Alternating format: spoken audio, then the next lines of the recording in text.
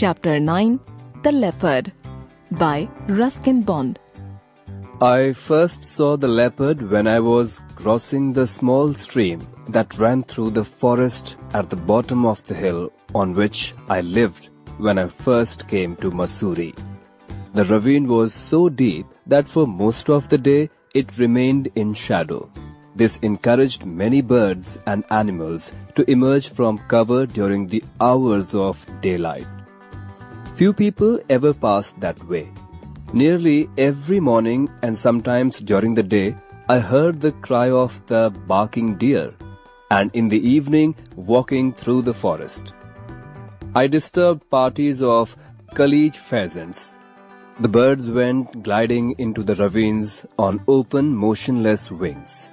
I saw pine martens and a handsome red fox. I recognized the footprints of a bear. As I had not come to take anything from the jungle, the birds and animals soon grew accustomed to my face, or possibly they recognized my footsteps. After some time, my approach did not disturb them. The langurs in the oak and rhododendron trees, for instance, who would at first go leaping through the branches at my approach, now ignored me as they munched up the tender green shoots of the oak. One evening as I passed, I heard them chattering in the trees, and I was not the cause of their excitement. As I crossed the stream and began climbing the hill, the grunting and chattering increased, as though the langurs were trying to warn me of some hidden danger. A shower of pebbles came rattling down the steep hillside, and I looked up to see a sinewy orange-gold leopard poised on a rock about 20 feet above me. It must have sensed my presence because it slowly turned its head and looked down at me. It seemed a little puzzled at my presence there, and when, to give myself courage, I clapped my hands sharply, the leopard sprang away into the thickets, making absolutely no sound as it melted into the shadows. The leopard, like other members of the cat family, is nearing extinction in India, and I was surprised to find one so close to Mussoorie. Probably the deforestation that had been taking place in the surrounding hills had driven the deer into this green valley, and the leopard naturally had followed. It was some weeks before I saw the leopard again, although I was often made aware of its presence. A dry, rasping cough sometimes gave it away. At times I felt certain that I was being followed. One day, I found the remains of a barking deer that had been partially eaten. I wondered why the leopard had not hidden the remains of his meal and decided that he had been disturbed while eating. Then, climbing the hill, I met a party of shikaris resting beneath the oaks. They asked me if I had seen a leopard. I said I had not. They said they knew there was a leopard in the forest.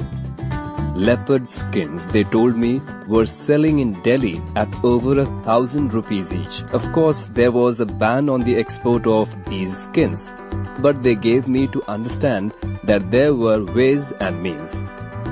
I thanked them for their information and moved on, feeling uneasy and disturbed. One day after crossing the stream, I climbed Paritibba, a bleak, scrub-covered hill where no one lived.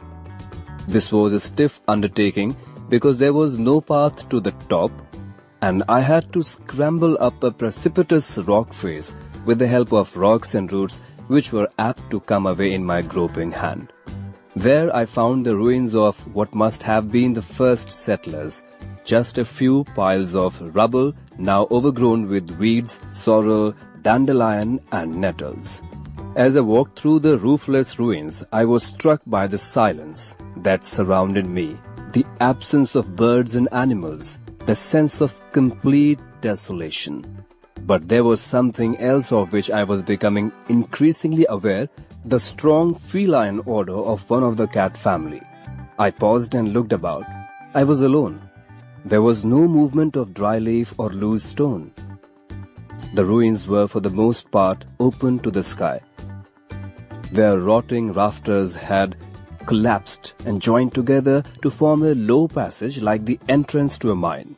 The smell was stronger when I approached this spot, so I stopped again and waited there, wondering if I had discovered the lair of the leopard, wondering if the animal was now at rest after night's hunt.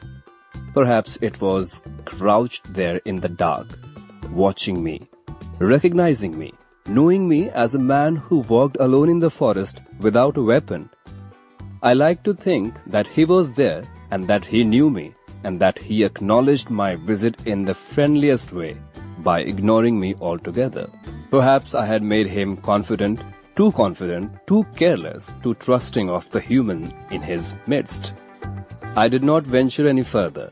I did not seek physical contact or even another glimpse of that beautiful, sinewy body springing from rock to rock. It was his trust I wanted, and I think he gave it to me. But did the leopard, trusting one man, make the mistake of bestowing his trust on others? Did I, by casting out all fear, my own fear and the leopard's protective fear, leave him defenseless? Because next day, coming up the path from the stream, shouting and beating their drums, were the shikaris. They had a long bamboo pole across their shoulder, and slung from the pole, feet up, head down, was the lifeless body of the leopard.